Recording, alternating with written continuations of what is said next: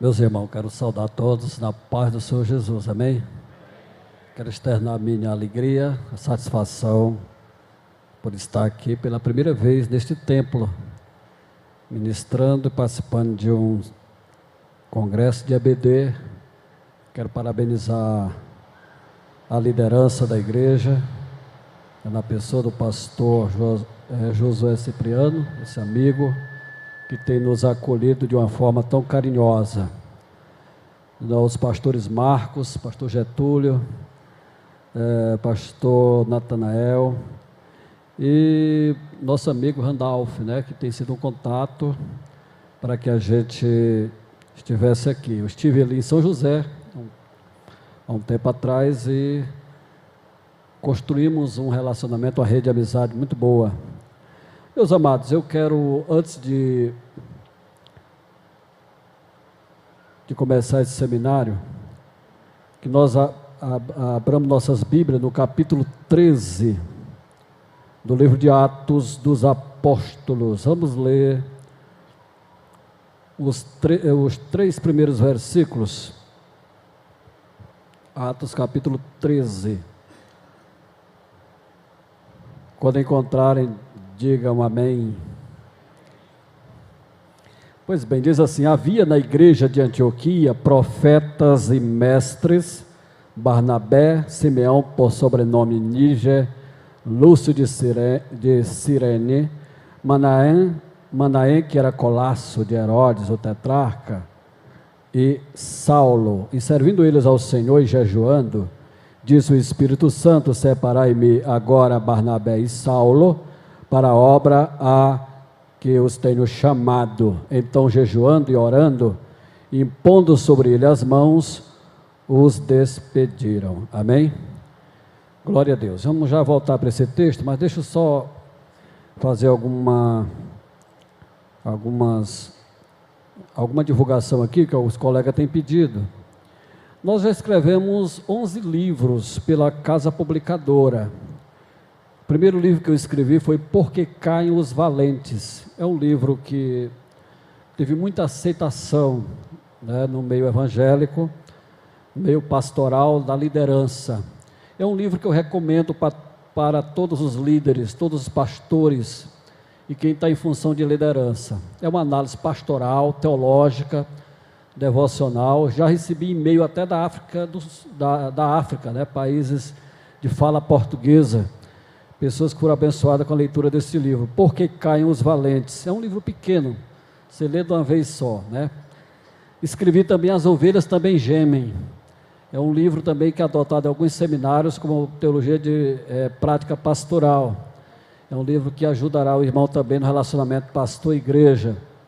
Escrevi um livro de apologética defendendo o verdadeiro evangelho, pela CPAD. É uma coletânea de artigos que nós escrevemos no Mensageiro da Paz e achamos por bem compilar e transformar em livros. Eu trouxe para esse livro a experiência acadêmica, como professor de língua originária da Bíblia, hebraico e grego, que eu ministrei na FAEP, Faculdade Evangélica do Piauí, e a gente fez uma exegese refutando essas seitas que são muito como hoje, que querem dizer que estão firmados na Bíblia, como Testemunho de Jeová, e outras a gente refuta nesse livro. Escrevi Porção Dobrada, que foi um livro que acompanhou a revista Elias Eliseu, que eu comentei. É uma revista e um livro baseado nos 2 primeiros livros dos reis. Foi muito interessante essa revista no período Elias Eliseu. Quem lembra dessa revista aqui?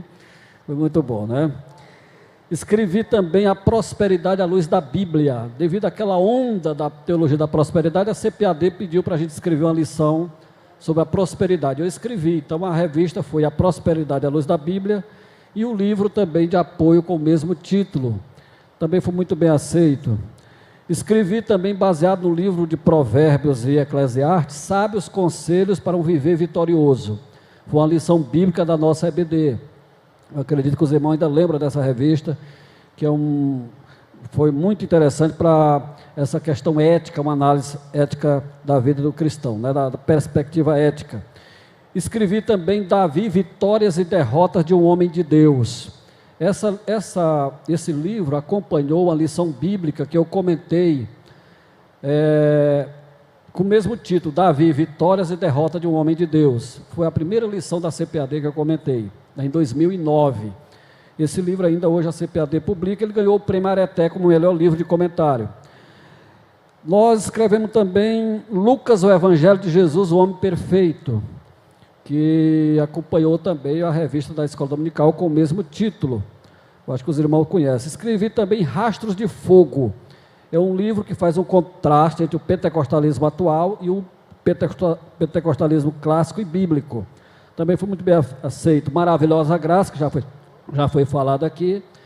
É um comentário da carta aos Romanos. Nós não fizemos versículo por versículo, porque seria muito volumoso o trabalho, e naquele período não dava para a gente trabalhar por questão do tempo. Mas o livro foi muito bem aceito. E a revista também, a CPAD teve que fazer uma tiragem de 50 mil exemplares extra para poder cobrir a demanda, devido a essa onda de despertamento calvinista, a influência da teologia reformada, e a carta ela vai na perspectiva arminiana. Também fiz uma exegese daqueles principais textos que eram problemáticos para alguns arminianos, e o livro foi muito bem aceito, né, e a revista também. O livro, em 3 meses, ele vendeu mais de 40 mil exemplares, para você ver como foi bem aceito. E agora, o próximo trimestre, 2018, nós comentamos a carta aos Hebreus, o livro de apoio. Eu escrevi também versículo por versículo, eu fiz uma exegese, versículo por versículo, com um apêndice de várias páginas sobre a segurança condicional do crente na carta aos Hebreus. O prefácio é do Carlos Augusto Vailate, que é um colega nosso.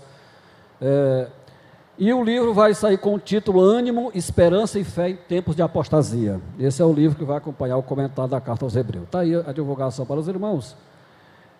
Quando sair esse material, você já está informado.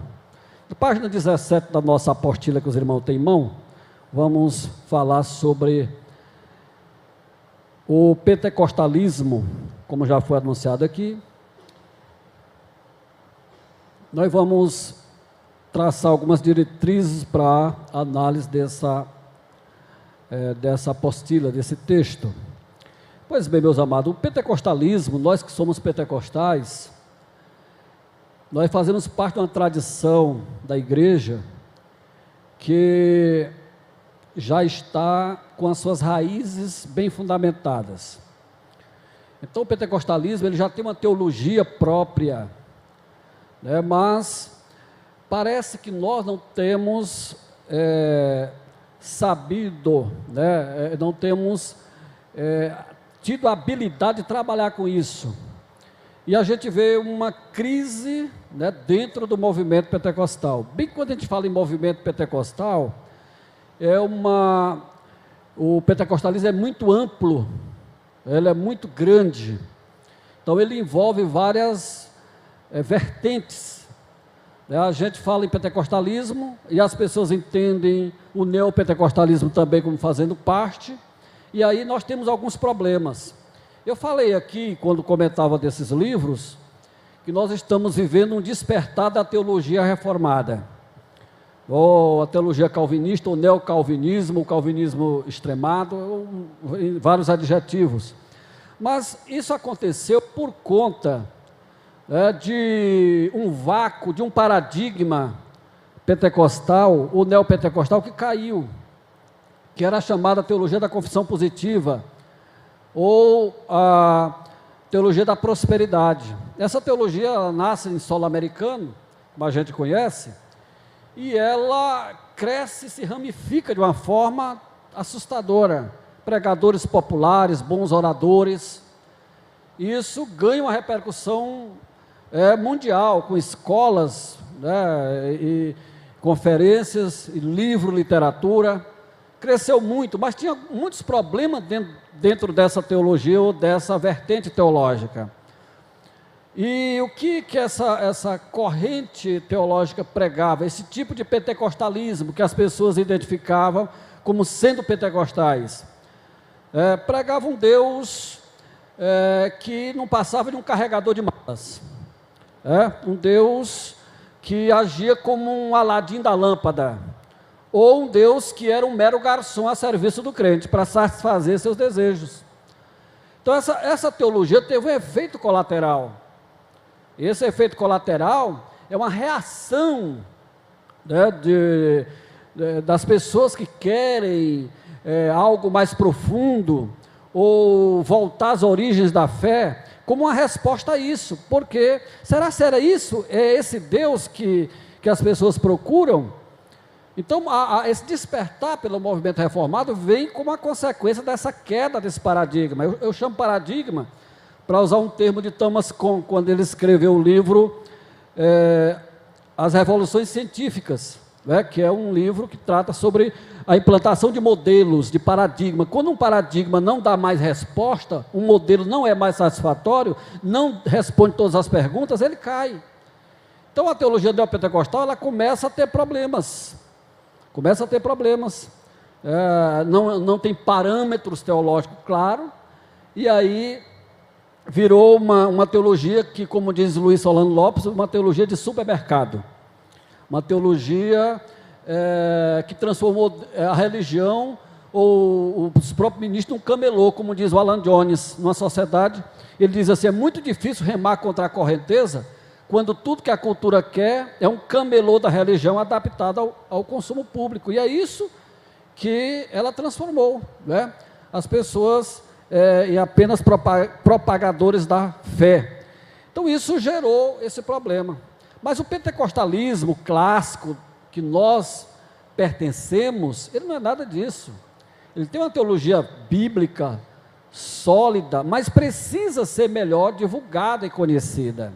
Alguns autores já estão trabalhando essa perspectiva. Eu estou lendo agora um livro do Frank Maquia, que é sobre o batismo no Espírito Santo, que eu vou fazer o prefácio da edição em português desse livro, e ele trabalha exatamente isso, né? Quando nós precisamos deixar mais claro o nosso pensamento, a nossa forma de crer, a nossa crença. A CPAD lançou agora, os irmãos têm conhecimento, eu fiz parte desse projeto, que é a Declaração de Fé das Assembleias de Deus. Essa declaração de fé, ela procura preencher um vazio doutrinário, né, principalmente das nossas raízes armínio-wesleyanas. Eu nasci nas Assembleias de Deus na década de 80, no início da década de 80 e 83, fui doutrinado na escola dominical, frequentei a escola dominical, então eu era arminiano sem saber. Eu defendia a crença arminiana, e aquilo estava em mim, e está em mim como está hoje. Eu não sou outra coisa. Não adianta eu tentar inventar que eu sou outra coisa a partir de agora, que não dá certo. Eu sou aquilo, eu escrevo, né, o que eu coloco no papel, faz parte da nossa herança. É como o Donald Davis escreveu num livro dele, Raízes Teológicas do Pentecostalismo. Nós temos raízes, nós somos uma síntese de movimentos históricos, né, que em torno de 1880, recebe o nome de movimento de santidade, o movimento Holiness. Esse movimento é uma síntese de vários movimentos, que culmina, né, com o movimento pentecostal. Então o movimento pentecostal, ele tem uma história, ele tem uma raiz, ele tem toda uma herança que a gente muitas vezes ignora. Geralmente, quando a gente fala em pentecostalismo, a gente começa da Rua Azusa 312, da Escola Bíblica Betel, de Charles Fox Parham, ou que é o primeiro que apareceu, e 6 anos depois, o Seymour, em Los Angeles, na Rua Azusa. Mas antes disso, vem se edificando toda uma construção histórica. Bernard de Campos, que é um teólogo peruano, nós citamos ele aqui, ele nos vincula à reforma luterana, ou a reforma do século XVI, melhor dizendo, né, mais pela ala radical da reforma. Quando a gente pega os reformadores radicais, como Menos Simons, né, Muntzer e outros, que era essa ala mais conservadora da reforma. O certo é que nós fazemos parte da tradição protestante, sim, né, temos raízes. Então a nossa teologia, ela tem fundamento, ela tem um conjunto doutrinário forte, que a gente precisa conhecer melhor. Então eu coloco aí no apontamento para os irmãos observarem, eu vou ler um pouquinho aqui para a gente tecer alguns comentários. Eu coloco aí o teólogo canadense Roger Stronstar. Eu digo que ele revolucionou a teologia pentecostal quando, em 84, lançou o livro A Teologia Carismática de Lucas. Mais recentemente, em 2010, ele ampliou esse pensamento num novo livro, Ministério Profético de Todos os Crentes. O que está acontecendo hoje com o pentecostalismo? Parece que está se esvaziando. Esvaziando na prática. Já ouvi o pastor, o primeiro preletor de hoje, falou desse lado prático do movimento pentecostal, dessa realidade da experiência pentecostal, que alguns teólogos hoje já estão trazendo para a reflexão teológica. Porque isso era enriquecedor na nossa cultura. Quando eu escrevi a declaração de fé, um dos nossos pioneiros que fazia parte com a gente, nos contou, e ali nós compartilhamos várias experiências, mas ele contou uma que eu achei interessante. Quando ele falou isso na década de 30, 40, por aí, no tempo ainda que a telefonia era algo até inimaginável do jeito que é hoje, né, e os meios de comunicação eram muito precários, e naquele tempo o que funcionava ainda era o telegrama, o código Morse, né? Eu até ainda estudei código Morse um tempo na minha vida. Pois bem, ele conta que um dia num culto no interior, os irmãos todos alegres, orando, se derramando na presença de Deus e falando línguas estranhas ou outras línguas, quando um dos presentes começou a emitir sons até então que não eram normais ou não eram conhecidos ali da comunidade, que destoava daquelas línguas que eram habituais. Ele disse que aquele irmão fazia algo como era assim, fazia pip, pip, pip, pip, pip, pip, pip, pip, e o povo ficou sem entender. Pois bem, quando terminou aquela oração, um cidadão que estava no fundo da igreja, não crente, levantou e veio até o pastor e disse: eu queria dar uma palavra. Esse rapaz, ele falou em código Morse. Eu sou radiotelegrafista dos Correios. E ele falou em código Morse para mim, disse que Jesus é o Salvador, que eu preciso confessar meus pecados e aceitar Ele como Salvador da minha vida. Esse lado experimental, ele tem um embasamento teológico, e nós parece que não soubemos deixar isso claro para nossos sucessores, como herança para nós, e hoje a gente vê o pentecostalismo se fossilizando, se petrificando, se calcificando, e as experiências vão ficando cada vez mais raras, porque é preciso ter uma doutrina forte, que os crentes primitivos tinham, e esses autores que nós estamos analisando aqui, eu compartilho com eles, é que dá fundamentação a essa experiência. A experiência, ela não existe isolada, ela não existe sem uma fundamentação. Se nós temos uma experiência que é isolada, sem fundamentação, ela acaba se desvirtuando, ela acaba indo para outro rumo. O que vai dar fundamentação é exatamente a doutrina. Então eu coloco aí o Roger Stronstar, que ele traz os cristãos primitivos e a igreja como uma comunidade de profetas. Não estou falando apenas do dom da profecia, que Paulo diz: quero que todos profetizem. Eu estou falando da igreja como reconhecedora da sua missão profética, que cada pentecostal saiba para que veio, o que ele faz aqui, o que o impulsiona, o que movimenta a igreja, por que devemos, cumprir a nossa missão profética. A gente precisa falar nisso. Então nós colocamos aí, ele diz assim, eu digo, citando ele, mostra que os crentes da nova aliança formavam a comunidade profética. Em outras palavras, todos os cristãos possuem uma missão profética dentro da aliança de Deus com seu povo. Não é de meia dúzia, não é apenas para uma classe privilegiada. Os dons do Espírito Santo não se restringem a um grupo.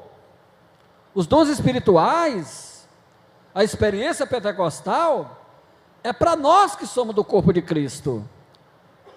Não é apenas para o pregador, para o clérigo, mas é para a comunidade, para o benefício da igreja. E não há nada mais enriquecedor, não há nada mais gratificante do que o exercício dos dons ou a experiência pentecostal se manifestando na igreja. Poupa até a vida pastoral, aconselhamentos, quando o Espírito Santo ele atua. Eu até conto, quando eu ministro por aí, eu não era pastor, estava longe disso, e nem intencionava ser pastor. Era um crente, um membro da igreja. Um dia visitando uma irmã chamada Terezinha, amiga da gente, uma cristã piedosa, que ainda hoje é viva. E passei na casa dela, por alguma razão, isso há muitos anos, e quando eu ia saindo, ela disse: irmão José, vamos orar? E vamos, irmã Terezinha. Aí ela começou a orar, e enquanto ela orava, eu vi uma porta, ou algo assim como um portão enorme, bem grande, fechado, trancado, com a tramela, e eu vi alguém com esforço para tentar forçar a entrada ali. Eu via isso na minha mente, com os olhos fechados. Quando ela terminou de orar, eu disse: irmã Tereza, eu quero compartilhar com a senhora uma visão que eu tive agora. Eu não sou de andar tendo visão para ela, mas Deus me mostrou. E ela disse: o que foi? Eu contei, ela começou a chorar. É a aposentadoria do Chaga que veio negada, está com 3 vezes. E eu disse para ela: o Senhor mandou dizer que pode continuar orando, que a tramela vai quebrar e a porta vai abrir. Ela chorou que soluçou. 2 meses depois, algo em torno disso, ele estava aposentado. Vê como Deus se interessa até por essas coisas, irmão, da vida do cristão. Amém, meus irmãos, glória a Jesus. Nós temos algo enriquecedor, nós temos algo que é tremendo, não é? Olha, Stronstadt diz o seguinte, que Lucas destaca Jesus como sendo um profeta escatológico ungido. Em sua narrativa, ele mostra a transformação dos discípulos de Jesus em uma comunidade de profetas batizados no Espírito Santo. Que coisa maravilhosa! Na sequência, mostra a forma de viver dessa comunidade de profetas. E finalmente, Lucas põe em relevo atos desses profetas carismáticos. O pentecostalismo clássico, primitivo, de comunidade, ele respirava isso aqui. Dons não era para exibição. A experiência pentecostal não era com fins secundários. Hoje se vê tudo na mídia com o nome de pentecostalismo, congresso para sucesso, muita coisa que está longe da cruz. Os pentecostais, eles tinham uma missão profética, eles viam a igreja em primeiro plano, eles viam missões, eles viam a alma, viam o mundo perdido. Eles tinham isso parece estar no sangue deles. Esse alvo de crescer. Eu me lembro quando eu me converti, eu entrei num seminário batista, que não tinha seminário pentecostal na minha cidade. Meu objetivo era conhecer a palavra de Deus melhor. Eu não sabia que Deus estava me preparando para o ministério. Estudei com grandes mestres batistas, tive alguns conflitos doutrinários ali, que era normal, né? Mas a gente tinha aquele anseio, um ideal, que parece que a nossa geração, né, como diz Antônio Cruz, num livro lá, Pós-Modernidade, ele diz que nós vivemos uma era da crise dos ideais, essa falta de idealismo, essa falta de utopia, A utopia, que é um termo cunhado por Thomas More, no livro dele chamado Utopia, é um não lugar, o não, topos lugar, um não lugar, um lugar que não existe, que ele idealizava existir. Ou seja, era um sonho.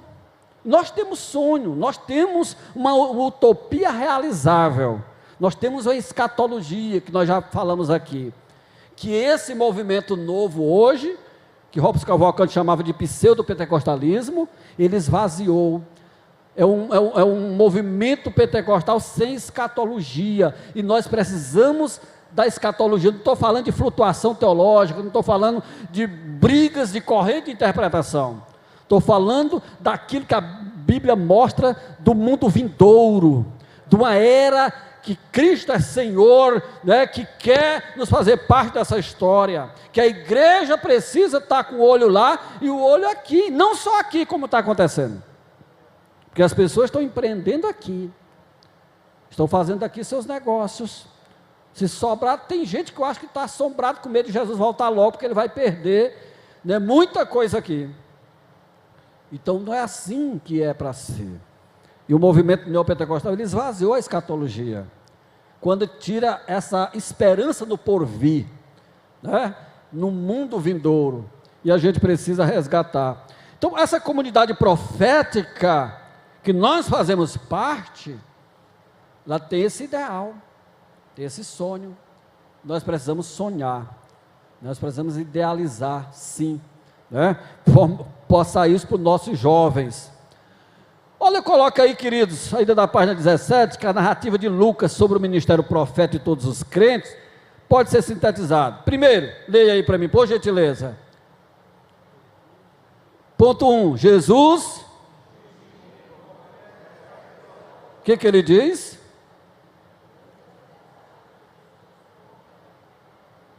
Vou ajudar os irmãos. Lucas destaca Jesus como profeta poderoso em palavras e obras diante de Deus e do povo.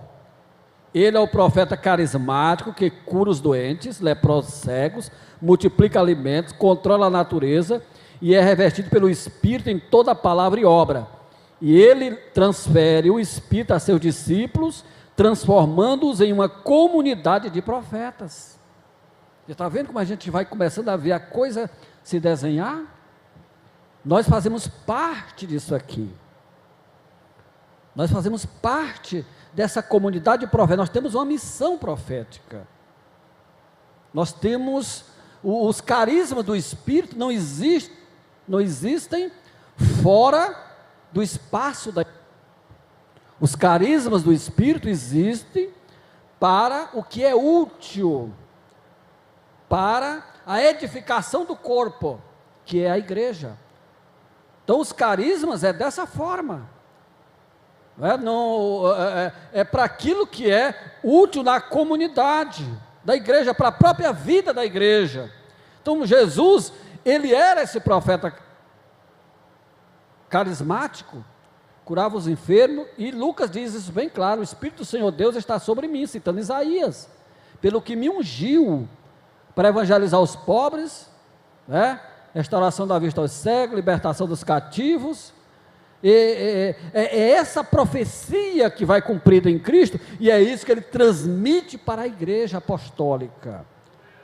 Então o esvaziamento dos dons é uma anomalia na igreja, é uma anomalia, não é normal. Infelizmente, Agostinho, bispo de Hipona, que nasceu em 353 e morre em 430, depois de Cristo, no século V, ele introduziu essa visão venenosa na igreja, que depois passou para as igrejas históricas, que os dons foi só para o período dos apóstolos.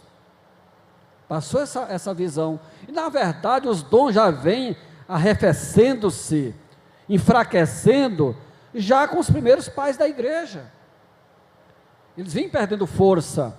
O movimento montanista, que Eusébio de Cesareia taxou como movimento herético, mas Philip Schaff disse que não há nada de herético achado até hoje no movimento montanista, que é um dos maiores historiadores da igreja que houve, um livro dele, uma coleção de 8 volumes, era uma tentativa de se levantar contra esse engessamento da igreja já. E de lá para cá vem esse vácuo dos dons espirituais, que os pentecostais com Parra, quando ele coloca a doutrina da evidência inicial, ele colocou isso como um parâmetro pentecostal. Mas a manifestação do Espírito acontece por toda a história da igreja.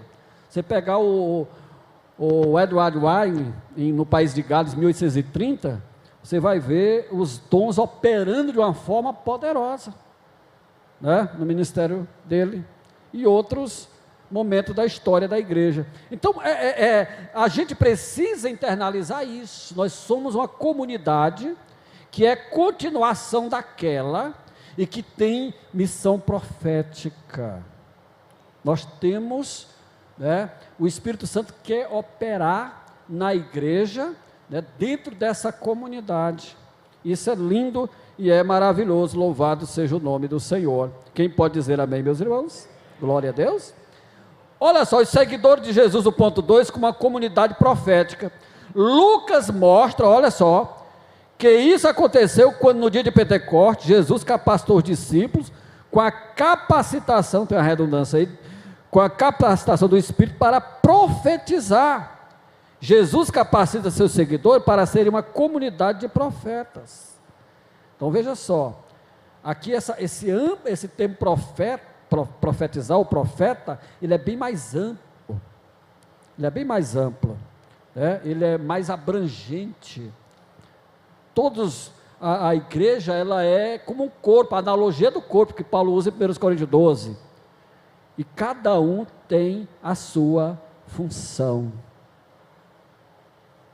Eu me lembro que eu orava muito para ser um pregador. Eu ficava, quando eu via Bernardo Jones pregando, no início da minha fé, e outro, eu ficava impressionado. Uma eloquência, uma unção. E em 1991 eu fui para Belém do Pará, para participar não era de uma conferência mundial pentecostal, mas era um movimento das Assembleias de Deus mundial que estava tendo lá em Belém. E lá chegando, vi muitos homens de Deus suecos pregando, e outros americanos, Raymond Castro, lembro ainda. E domingo de manhã, eu assisti o estudo, ali pela manhã, e eu tinha um desejo, começo da minha fé, 1991 por aí, eu orava, lendo a Bíblia, encontrei a história de Elias e Eliseu. Aí está aqui, está o mistério da pregação, está aqui. Digo, Senhor, eu quero a porção dobrada. Não sabia nem as implicações, o que era isso. Mas eu orava com sinceridade. E domingo de manhã, Bernardo Jones estava ali. Eu cheguei, terminou a escola ali, o ensino da palavra de manhã, mais ou menos já quase meio-dia, quando esvaziou o auditório, eu fui lá na plataforma e disse, missionário Bernardo Jones, eu tenho orado, pedindo a Deus dons espirituais, só fui dizer isso para ele, eu queria que o irmão orasse por mim. Aí ele falava rouco, ele pregava muito. Ele disse, muito bem, meu filho, vamos orar. E eu me ajoelhei, pediu para me ajoelhar.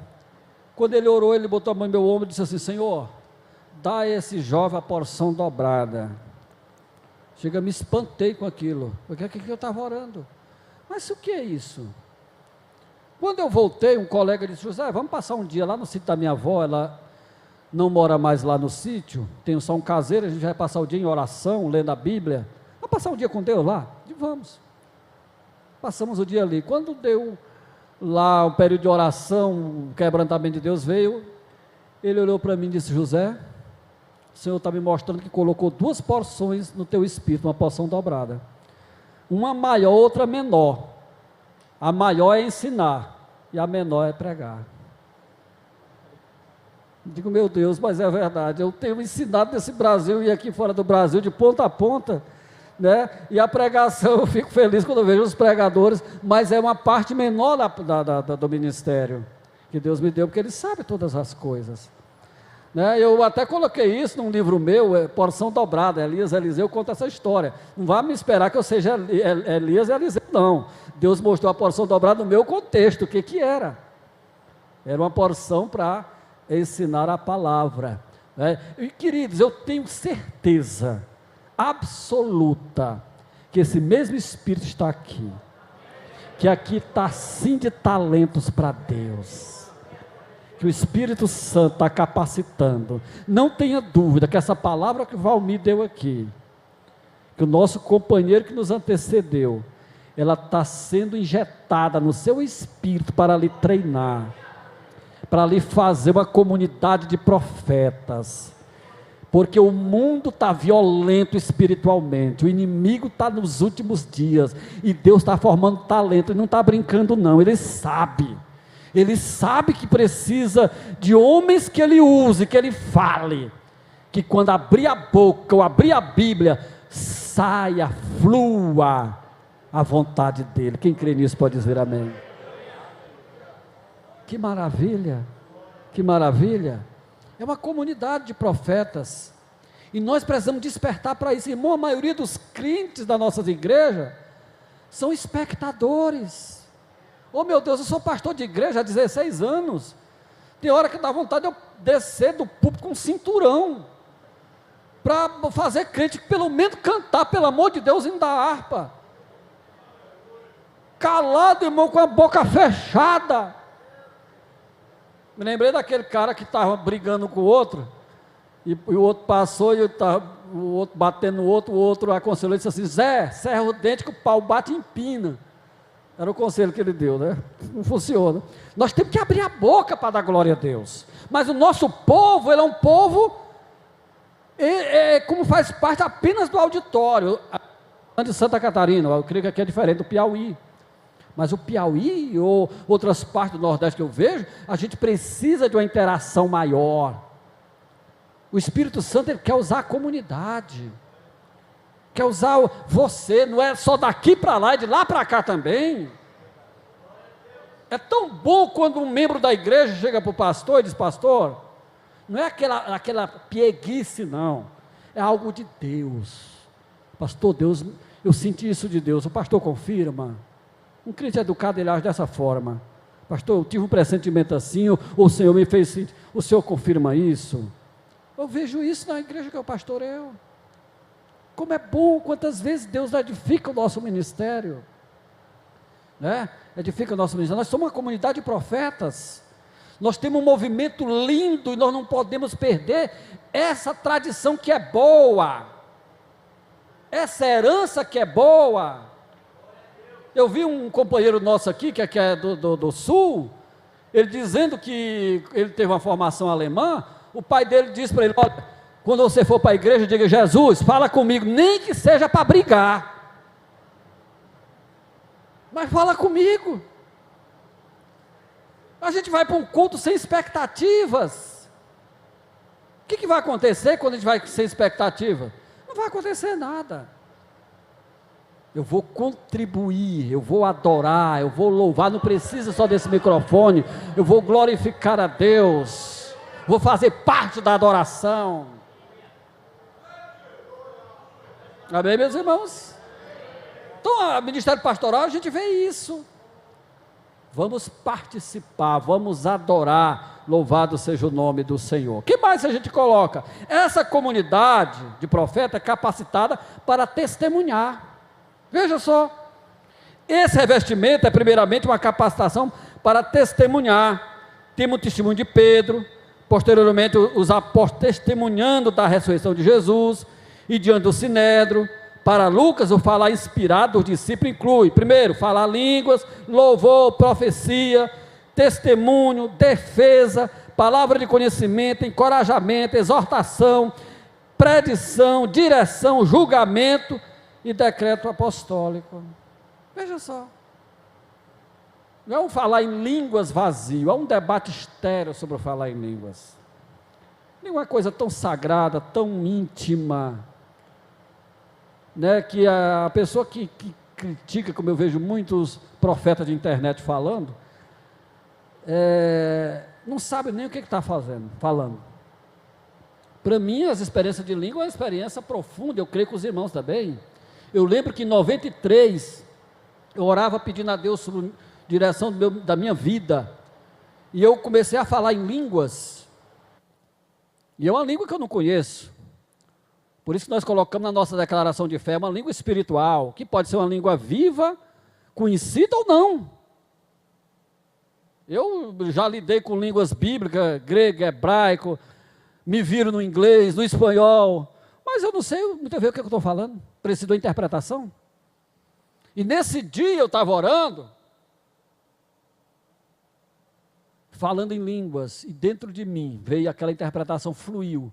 Eu tenho uma aliança com você, uma aliança ministerial. Ali eu sabia que Deus tinha me chamado para o ministério, que foi acontecer 8 anos depois. 8 anos depois. Então é algo rico, é tremendo. Então a gente precisa redescobrir isso que nós colocamos aí. Essa comunidade tinha esse falar em línguas, o louvor. Por isso que Paulo diz em 1 Coríntios 14, 26, meus irmãos, quando vocês vos reunis, o que vão fazer? Cada um tem salmos, cada um, lá ele tem uma partícula grega, é kastos, significa cada um mesmo, quer dizer, todos podem participar. O culto é participativo, é comunitário, cada um está envolvido, cada um tem salmos, psalmoi. O que mais que ele diz lá? Tem revelação, tem doutrina, o didaquê, né? Daí vem a palavra didascalia, didáscalo, didática, que é a instrução. A igreja precisa trabalhar nessas duas esferas, tanto da palavra, dos carismas, como da instrução da fundamentação. Deus pode dar um dom espiritual, um bebê na fé que aceitou Jesus hoje? Pode. Não quer dizer que ele seja maduro. Ele precisa crescer, amadurecer. Ele precisa ser instruído. Louvado seja o nome do Senhor. Então, os dons espirituais, os carismas, é dessa forma. Aí Paulo fala dessa dinâmica do pentecostal. Então, o culto pentecostal, ele tem uma dinâmica assim. Tem uma liturgia? Tem. Nós não podemos, de forma alguma, achar que não temos liturgia, que temos. Liturgia faz parte do culto, liturgal. Que é prestar um serviço a Deus. O próprio texto que eu li de Atos diz, servindo eles ao Senhor. A palavra servindo é liturgal. É o serviço da igreja, o serviço que inclui adoração, o serviço que inclui instrução, o serviço que inclui os carismas do Espírito. Isso dentro da comunidade. Precisa, né, das manifestações carismáticas. Louvado seja o nome do Senhor. Veja só o que mais. 4. A comunidade de profetas é o quê? É extensivo. O que diz aí? Por gentileza, me ajude. É um derramar.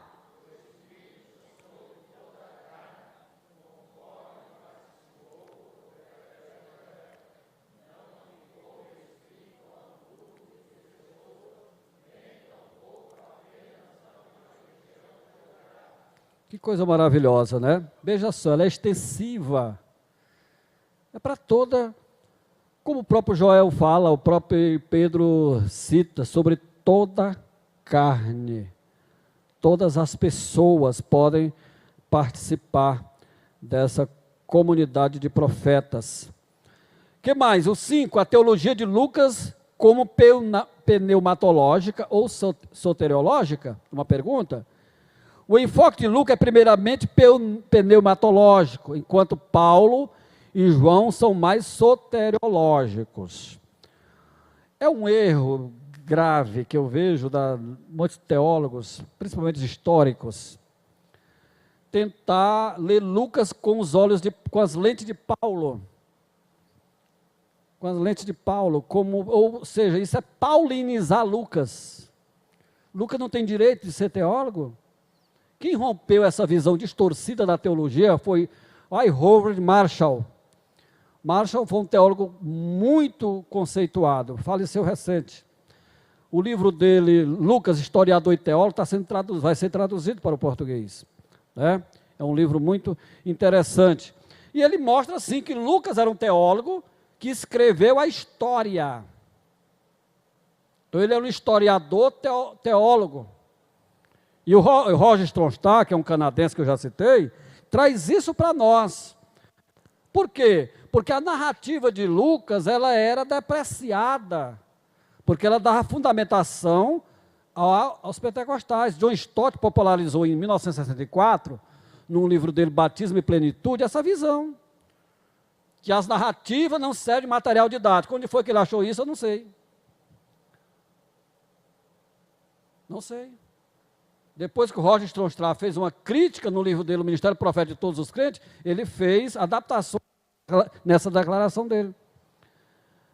Então, hoje, os grandes teólogos, até como Grant Osborne, que é um dos maiores hermenêuticos que nós temos hoje, já fala da importância da narrativa bíblica como tão importante quanto as partes que são didáticas, que são de instrução. Então, isso mostra a relevância da teologia de Lucas. Lucas, ele tinha um propósito quando escreveu seus 2 livros, o Evangelho e Atos, que os teólogos acreditam que vão fazer parte de um volume só. Então, é importante isso. Isso é algo já consolidado na teologia contemporânea. Essa importância da teologia lucana, né, para se entender o mover do Espírito. Paulo foi um gigante, mas Paulo trabalha mais do Espírito do lado de dentro já, da vida do cristão. Isso ele fala muito. Romanos 8, por exemplo, ele vai trabalhar, a gente vê o Paulo trabalhando o Espírito na vida do crente, nessa parte dessa dimensão ética, dessa dimensão moral, essa dimensão, né, da cruz. Isso é muito importante, a gente mostra isso. Então, essa nova abordagem que a gente colocou aí de Stronstadt, nos ajuda a compreender melhor aquilo que Bernardo Campos denomina de princípio pentecostal. Para Campos, o princípio pentecostal tem algumas características. Quem é Bernardo Campos? É um teólogo peruano, um acadêmico, que tem chamado a atenção nos últimos anos pela sua análise, principalmente da hermenêutica pentecostal. Um livro dele que está sendo também traduzido para o nosso português, da hermenêutica pentecostal, que mostra, né, algo que muitas igrejas históricas perderam. E que o Paul Tillich chama a atenção, que é um teólogo liberal, chama a atenção num livro dele, intitulado História do Pensamento Cristão. Que é isso?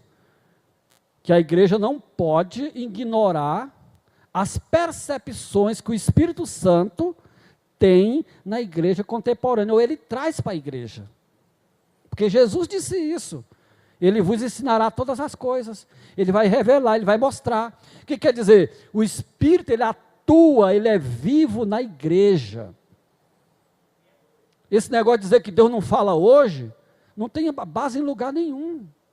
Na Bíblia não tem. Ah, Deus não revela, não fala mais hoje? Quem disse? Quem disse isso? Uma revelação, uma nova revelação, que é uma revelação extra-bíblica, é dizer que a partir que o Novo Testamento foi fechado, Deus não fala mais. Isso não tem nenhum versículo da Bíblia que diga isso. Por isso que nós temos que trabalhar essas 2 dimensões, a palavra e o Espírito. O Espírito não trabalha fora da palavra. E a palavra, ela revela o Espírito. Amém, meus irmãos? Glória a Jesus por isso. Então, o cristão que é educado na palavra, um cristão que tem fundamentação na palavra, ele vai falar sempre de acordo com a palavra. Ele nunca vai contra essa palavra, ou de encontro a essa palavra. Ele vai andar, né, à luz da palavra de Deus. Pois bem,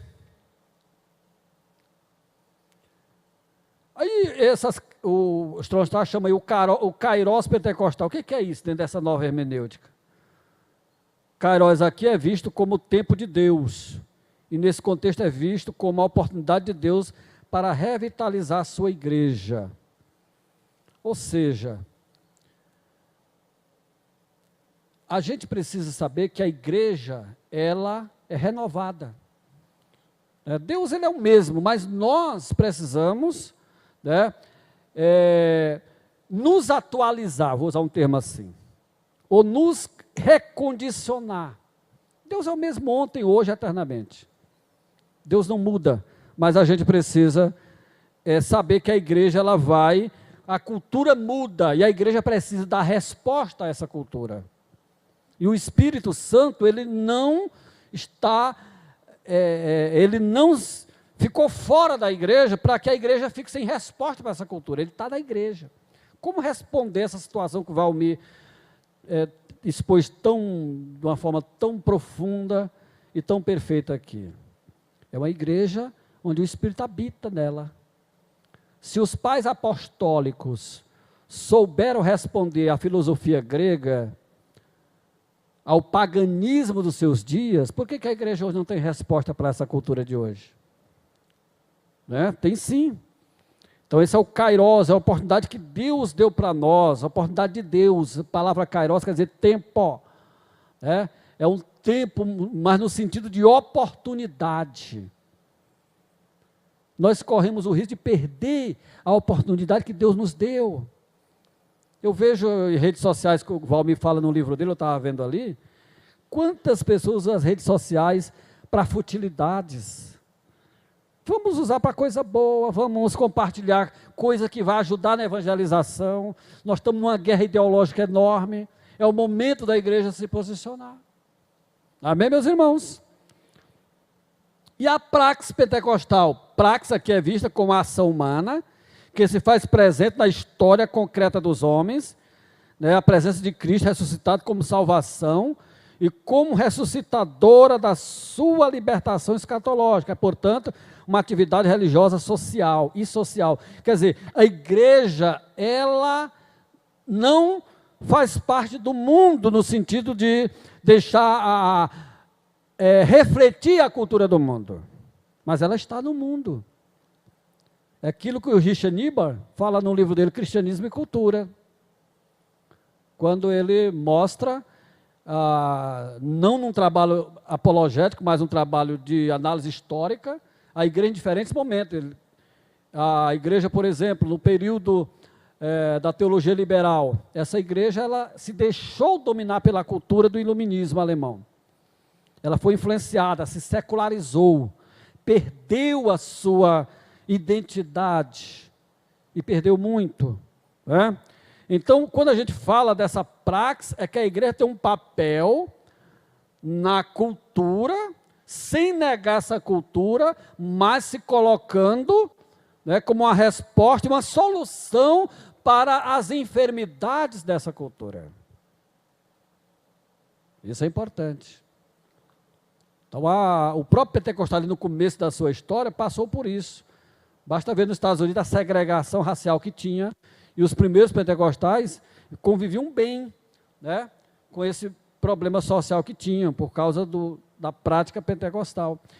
Então, não é sair do mundo, não é uma cultura medieval de mosteiro.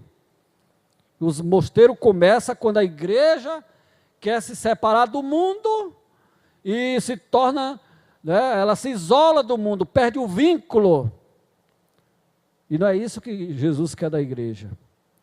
Quer que a gente influencie o mundo. Nós vamos estar aqui sempre para mostrar Cristo para esse mundo. A gente fala aí também do patos pentecostal. Patos aqui se refere a tudo aquilo que se sente e se experimenta. É, portanto, um estado de tristeza da alma, paixão ou padecimento. São os encantos e o desencanto da vida. igreja convive com gente com diferentes experiências, diferentes níveis culturais, diferentes realidades, diferentes problemas. Nós temos pessoas, a igreja é formada de gente.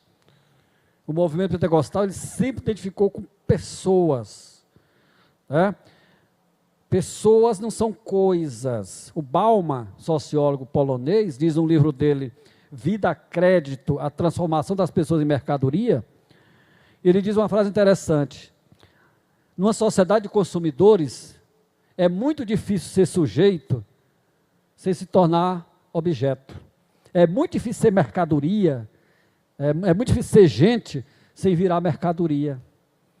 Essa cultura de hoje, que coisifica o homem, coisifica as pessoas, e nós nunca podemos ver o outro como uma coisa, né? Ver o irmão coisificado, sem sentido e sem um lugar nesse reino, porque ele tem um lugar nesse reino, ele tem um lugar na igreja. Não é questão apenas de cargo, mas de ofício também. Nós temos isso, né? Então, a igreja, ela é bem ampla. Eu apresentei um rapaz na minha igreja para ser diácono. Eu, orando, me veio na mente. Muitos não acreditavam no diaconato daquele rapaz. Rapaz que eu falo casado, é um homem novo. Mas, meu irmão, um dia de festa da igreja, fazer a parte de refeitório, no Nordeste isso. Aí muita gente vai ficar para almoçar. Eu deixo o refeitório com ele. Melhor cozinheiro que eu já vi. O homem trabalha na coisa. Eu digo, onde é que tu aprendeu isso? Isso foi no exército. E dá conta, é um diácono de mão cheia. Mas dá o microfone para ele pregar, que ele não sabe, só sabe dar a parte do Senhor. E já corre do microfone. Mas faz aquilo com muita maestria. Não é verdade? Então a gente precisa saber dos talentos que nós temos. E nós nunca vamos coisificar as pessoas. As pessoas são importantes, sim. O que mais a gente coloca aí? Qual é o imperativo pentecostal? Me ajude. O 5. O imperativo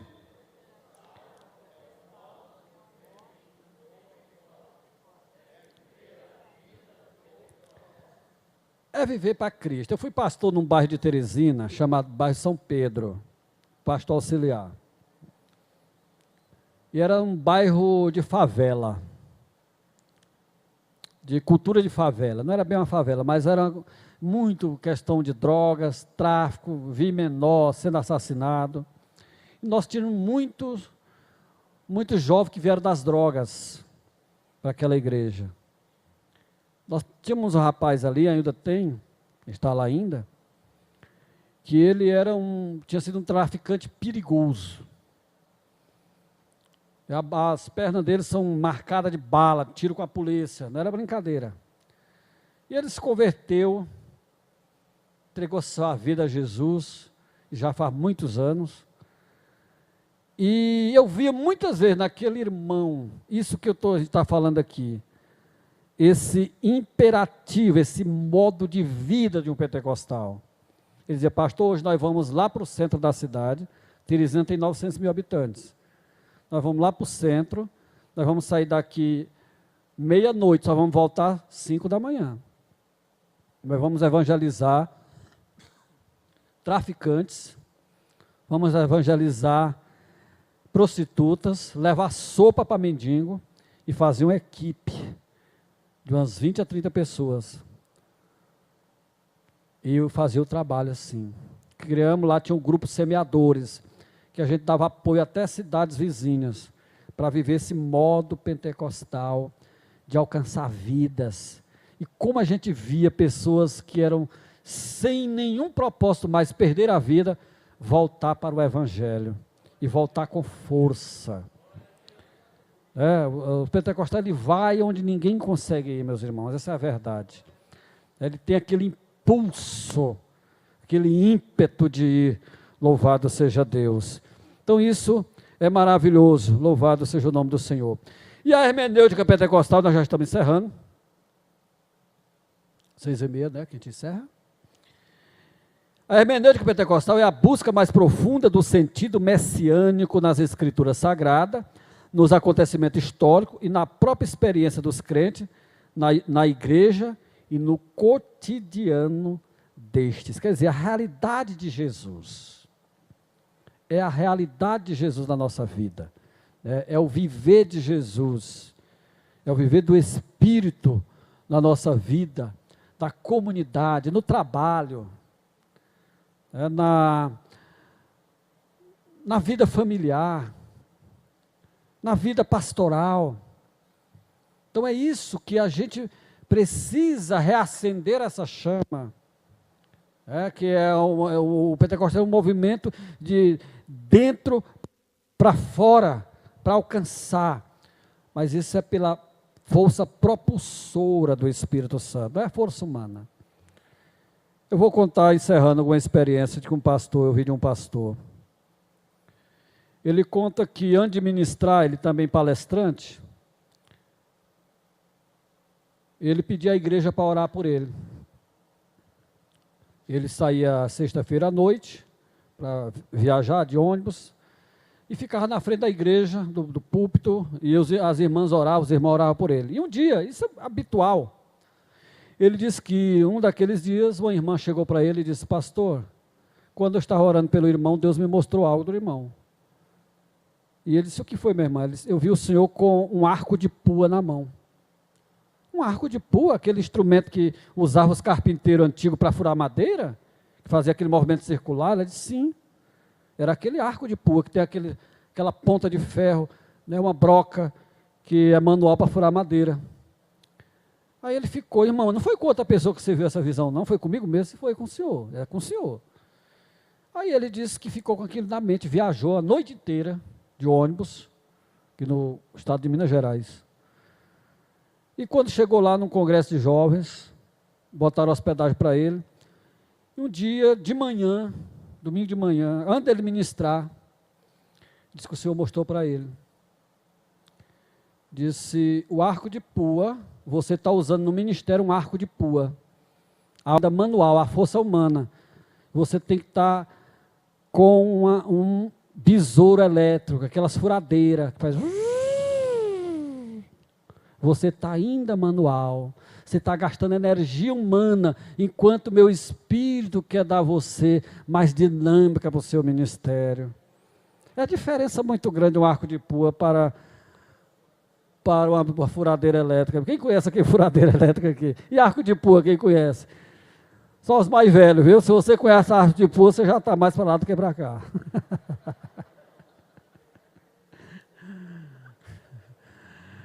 Mas, meu irmão, que maravilha, né? Nós vamos ficar com essa palavra em nome de Jesus. Graças a Deus. E aí depois a gente continua. Vamos ficar de pé, passar, orar, agradecer ao Senhor e passar para o companheiro que daqui a pouco estará ministrando. Pai querido, te glorificamos pela tua santa palavra, pela tua misericórdia que não tem fim, pelo Espírito Santo que habita em nós, pela graça e a misericórdia do Senhor, pelo entendimento da tua santa palavra. Abençoa todos que estão aqui presentes, cada vez mais para absorvermos aquilo que teu Espírito quer nos ensinar, em nome de Jesus. Amém.